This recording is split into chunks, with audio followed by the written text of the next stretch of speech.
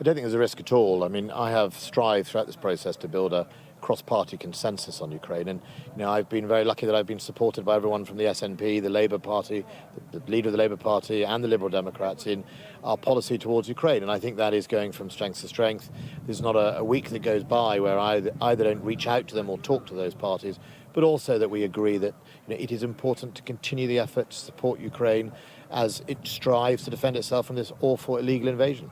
But given that that Ukraine regards the UK with such high esteem, and there's that personal bond between President Zelensky and Boris Johnson, President Zelensky must be looking at London and seeing what's happening and wondering what's happening to his key ally. What can you say to reassure them? Well, I think he knows, because he's been visited by a range of parliamentarians, and as has my counterpart, the defence minister, that Britain is full square behind them. And, the assistance to Ukraine we give is not just one person, not me, not the Prime Minister.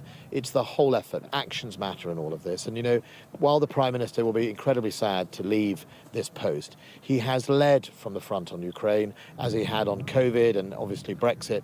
And I think that isn't lost on many people, but the whole of the political system. Ahead of the general election, not to cut the British Army, not to cut the British forces in any shape or form. Do you think the next Prime Minister would need to make a similar commitment on the armed forces? Look, I think the next Prime Minister needs to make sure they commit to investing in defence.